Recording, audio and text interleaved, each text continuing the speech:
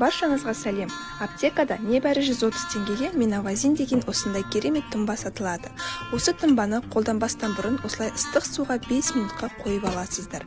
Дайын болған тұнбаны егер сіз ангина болып тұрсаңыз, немесе аяғыңыз қақсап ауырып жүрген болса, сол жерге жағып қойыңыз. Керемет әсерін тигізетін болады. Пісірілген құрғақ өріктің асқазан ішек жолдар ауруларына, жүрек ауруына және де анемияға ем екенін сіз естігенсіз бе? Сонымен қатар қант диабеті, қалқанша безінің бұзылуы және гиповитаминозға шалдыққандар үшін өте пайдалы. Бұның құрамында кездесетін дәрумендер С, А, ПП және Б тобындағы дәрумендер, минералдық заттардан темір, магний, калий, кальций және фосфор кездеседі.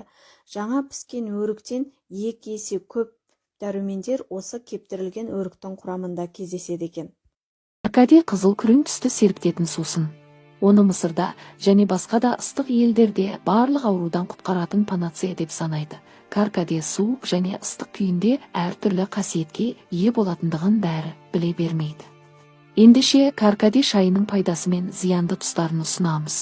Қазақша контенттің дамуына үлес қосып арнаға тіркеліп лайк басуды ұмытпаңыздар. Каркаде гибискус гүлінен дайындалатын сусын. Каркаденің құрамында көптеген пайдалы микроэлементтер бар. Мысалы, магнийдің арқасында ол жеңіл тыныштандырушы, түйілуді басатын қасиетке ие және зат алмасуды ретке келтіреді. Сонымен қатар оның құрамындағы кальций мен фосфор сүйектерді, тісті және шашты қатайтуға және темір қаназдықты болдырмауға көмектеседі. Бұл сусынды ыстық күні қатты терлейтіндерге немесе тамақтан уланғандарға ішу ұсынылады, себебі ол калий мөлшерін қалпына келтіруге көмектеседі. Каркаде А витаминоздан құтылуға көмектеседі, жүйке жүйесін реттейді, күйзелістен қорғайды және көңіл күйді көтереді. Оның құрамындағы барлық микроэлементтер, дәрумендер мен қышқылдар жинағы миға жақсы әсер етеді. Сондықтан бұл сусынды емтиханға дайындалғанда ішуге болады. Күніне бір стақан каркаде ішкеннің тағы бір пайдасы шөптің қабынуға қарсы емді қасиетінің барында. Ағзадан улы заттарды шығарып тазалауға жақсы көмектеседі. Каркаде қысымды ретке келтіріп, ағзаның жалпы жағдайын жақсартады. Алайда одан дайындалған ыстық сусын қысымды көтереді, тек сау адамдарға ол бейтарап әсер береді. Каркадені жоғары қышқылдығы, гастрит немесе жараның ұлғайған түрі бар адамдарға абайлап ішу керек.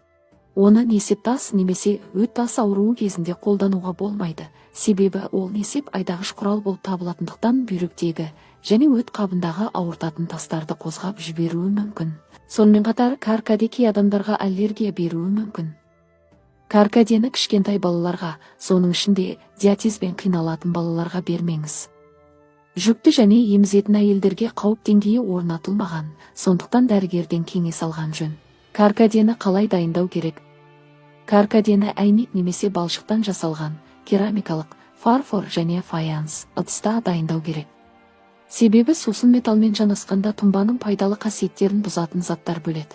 1,5-2 шай қасық шикізатқа 300 мг қайнаған су құйып 5-6 минутқа қалдырады. Оны ыстық күйінде де, суық күйінде де ішуге болады.